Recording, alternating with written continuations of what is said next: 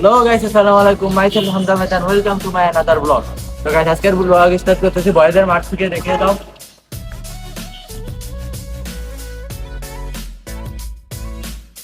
Ground এখনই ফুলি ফাঁকা, একটু পরে ভরপুর হবে। এখনো কেউ আসেনি, আমরা নিশানে আইছি। আমার সাথে নিশান আছে।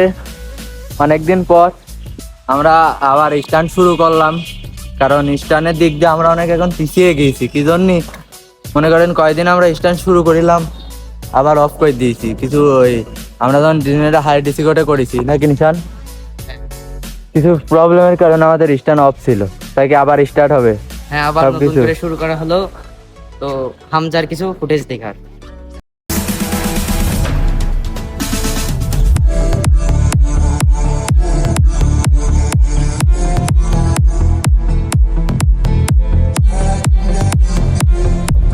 আর গাইস, আমাদের সাথে এখন সানি ভাই যুক্ত হয়ে গেছে। এখন মোট গ্রাউন্ডে আছে। এই দেখো নতুন ক্যামেরা, গাড়ি কিনলাম, নতুন গাড়ি। এই ক্যামেরার আগামা তো কিছু বুঝি না। এটা স্টার্ট না, কেবল এই বাইকের সাথে কিছু ফটো শুট করলাম। আরে গাড়িটা আমার এই যে প্লট মড দিয়েছি। ও এই যে চাবি আছে। হ্যাঁ, মুড়িয়ে নাও। হ্যাঁ,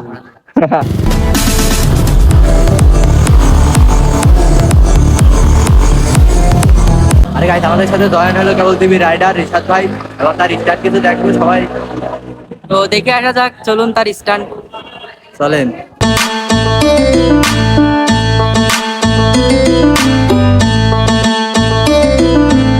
MSBZ মানে সবার উঠতেই দেখ, MSBZ মানে পুরো বাংলাদেশ, MSBZ মানে কাবাগাবি চলবো, MSBZ is one of the best, MSBZ মানে সবার উঠতেই দেখ, MSBZ মানে পুরো বাংলাদেশ, MSBZ মানে কাবাগাবি চলবো, MSBZ।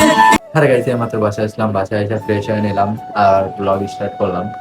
আর আজকের ব্লগটা ছিল এই পর্যন্তই, দেখা হবে পরবর্তী কোনো ভিডিওতে। আর আজকে এটা অনেকদিন পর ব্লগ আসলো চ্যানেলে। আর আমার প্রবলেম থাকার কারণে ব্লগ সব ডিলিট করে দিতে হয়েছে, আর যে কটা শর্ট ভিডিও ছিল সব ডিলিট করে দিছি। আর এখন থেকে আবার রেগুলার ব্লগ না, সরি রেগুলার না, এখন থেকে সপ্তাহে একটা করে ব্লগ আসবে। প্রতিদিন প্রতি শুক্রবার একটা করে ব্লগ আসবে এখন থেকে চ্যানেলে। কারণ অন্য টাইমে প্রাইভেট থাকে বিকালে, আর শুক্রবার তো সবাই ফ্রি থাকে। এর জন্য মনে করেন শুক্রবার এই টাইম প্র্যাকটিস করতে যাবো, এই যে আমি ব্লগ করবো। আর তখন সবাই ভালো থাকবেন, সুস্থ থাকবেন। যারা যারা চ্যানেলটা সাবস্ক্রাইব করেন নাই, সাবস্ক্রাইব করে দেবেন। আর যারা যারা কোনো ভিডিওতে লাইক দেন নাই, তাড়াতাড়ি লাইক দিয়ে দেবেন। আর কমেন্ট করেন নাই, তাড়াতাড়ি কমেন্ট করেন। আর জানাই আল্লাহ হাফেজ।